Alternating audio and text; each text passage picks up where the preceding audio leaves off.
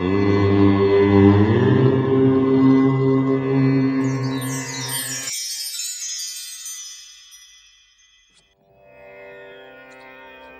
वेदांत दर्शन विशिष्टाद्वैत से प्रारंभ होता है।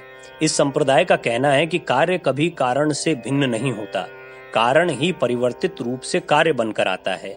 अगर सृष्टि कार्य है और ईश्वर कारण, तो ईश्वर और सृष्टि दो नहीं है।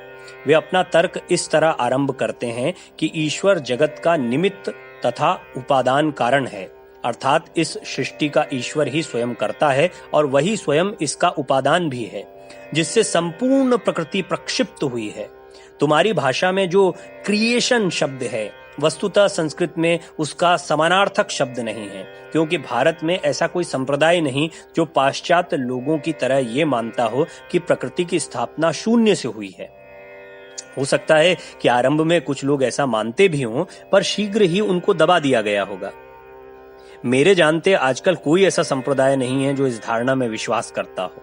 सृष्टि से हम लोगों का तात्पर्य है किसी ऐसी वस्तु का प्रक्षेपण जो पहले से ही हो।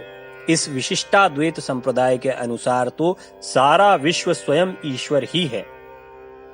विश्व के लिए वही उपादान है। वेदों में कहा गया है, जिस तरह ऊर्ण नाभ मकड़ी अपने ही शरीर से तंतुओं को निकालता है, उसी तरह ये सारा विश्व भी ईश्वर से प्रादुर्भूत हुआ है। अब अगर कार्य कारण का ही दूसरा रूप है, तो प्रश्न उठता है कि ईश्वर जो चेतन और शाश्वत ज्ञान स्वरूप है, किस तरह इस भौतिक स्थूल और अचेतन जगत का कारण हो सकता है। अगर कारण परम शुद्ध और पूर्ण हो, तो कार्य अन्यथा कैसे हो सकता है। ये विशिष्टाद्वैतवादी क्या कहते हैं, उनका एक विचित्र सिद्धांत है। उनका कहना है कि ईश्वर, प्रकृति एवं आत्मा एक है। ईश्वर मानो जीव है और प्रकृति तथा आत्मा उसके शरीर हैं। जिस तरह मेरे एक शरीर है तथा एक आत्मा है, ठीक उसी तरह संपूर्ण विश्व एवं सारी आत्माएं ईश्वर के शरीर हैं और ईश्वर सारी आत्माओं की आत्मा है। इस तरह ईश्वर विश्व का उपादान कारण है। शरीर परिवर्तित हो सकता है, तरुण या वृद्ध, सबल या दुर्बल हो सकता है, किंतु इससे आत्मा पर कोई प्रभाव नहीं पड़ता। एक ही शाश्वत सत्ता शरीर के माध्यम से सदा अभिव्यक्त होती है। शरीर आता जाता रह सकता है, पर आत्मा कभी परिवर्तित नहीं होती। ठीक इसी तरह समस्त जगत ईश्वर का शरीर है और इस दृष्टि से वो ईश्वर ही है, किंतु जगत में जो परिवर्तन होते हैं उनसे ईश्वर प्रभावित नहीं होता।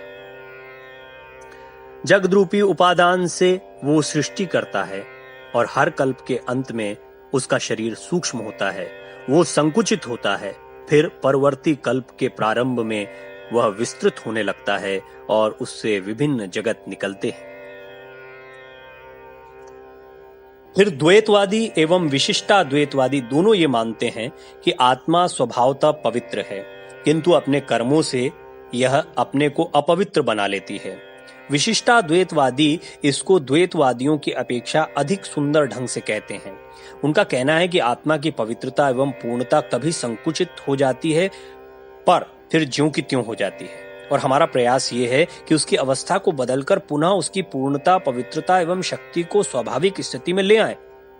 आत्मा के अनेक गुण हैं, पर उसमें सर्वशक्तिमत्ता या सर्वज्ञता नहीं है। हर पाप कर्म उसकी प्रकृति को संकुचित कर देता है और पुण्य कर्म विस्तीर्ण।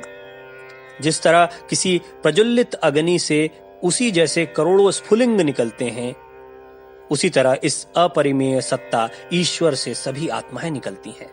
सबका उद्देश्य एक ही है। विशिष्टाद्वैतवादियों का ईश्वर भी सगुण है, पर विशेषता यह है कि वो विश्व की हर चीज में व्याप्त है। वो विश्व की हर वस्तु में हर जगह अंतर्निहित है। जब शास्त्र कहते हैं कि ईश्वर सब कुछ है, तो उनका तात्पर्य यही रहता है कि ईश्वर सब में व्याप्त है। उदाहरणतः ईश्वर दीवाल नहीं हो जाता, बल्कि वह दीवाल में व्याप्त है। विश्व में कोई ऐसा कण नहीं, ऐसा अणु नहीं जिसमें वो ना हो। आत्माएं सीमित हैं, वे सर्वव्यापी नहीं हैं।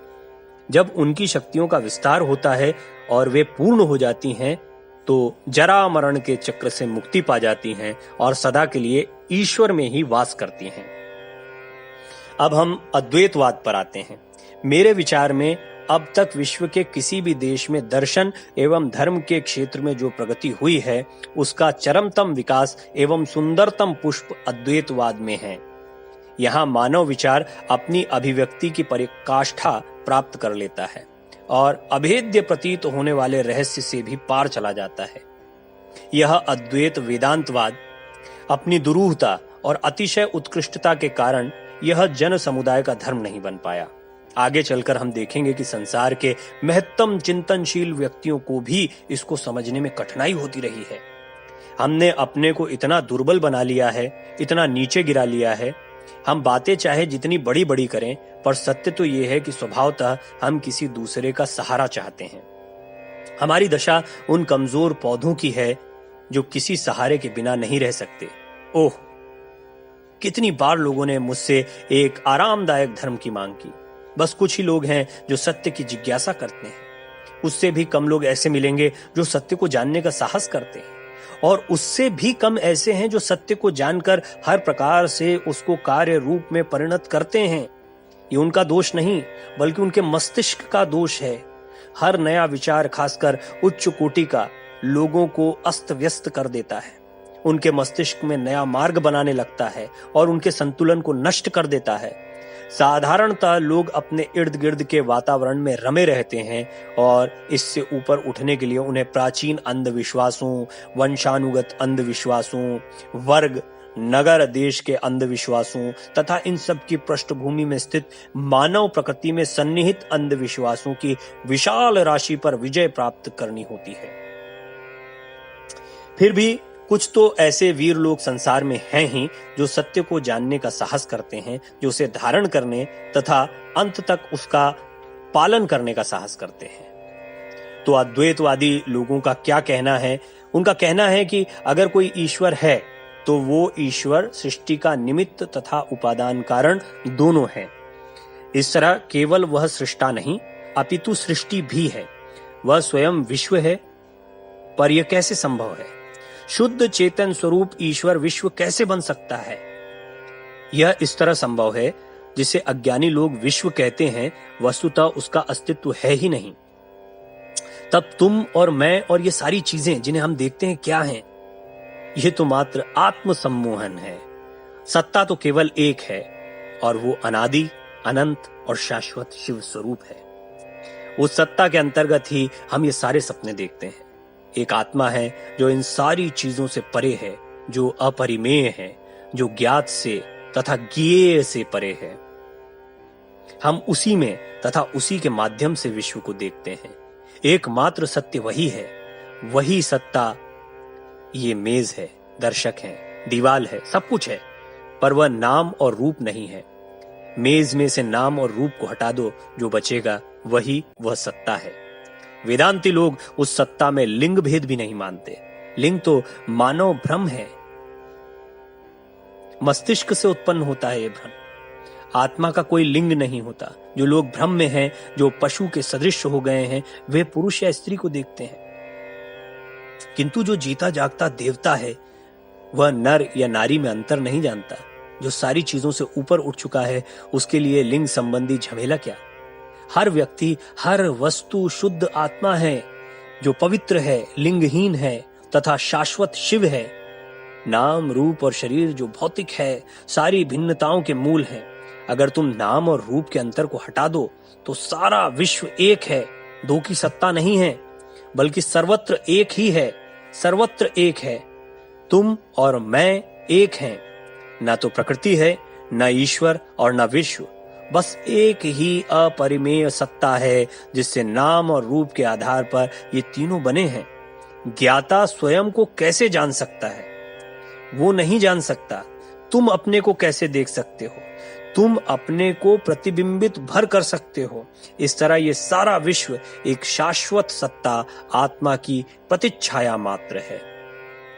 और चूंकि प्रतिच्छाया अच्छे व बुरे प्रतिक्षेपक पर पड़ती है, इसलिए तदनुरूप अच्छे या बुरे बिंब बनते हैं। अगर कोई व्यक्ति हत्यारा है तो उसमें प्रतिक्षेपक बुरा है, न कि आत्मा। दूसरी ओर कोई साधु है तो उसमें प्रतिक्षेपक शुद्ध है। आत्मा तो स्वतः शुद्ध है। एक वही सत्ता है जो कीट से लेकर पूर्णतया विकसित प्राणी तक में प्रतिबिंबित है। इस तरह ये संपूर्ण विश्व एक है। भौतिक, मानसिक, नैतिक, आध्यात्मिक, हर दृष्टि से इस एक सत्ता को ही हम विभिन्न रूपों में देखते हैं। अपने मन से अनेक बिंब इस पर अध्यस्त करते हैं।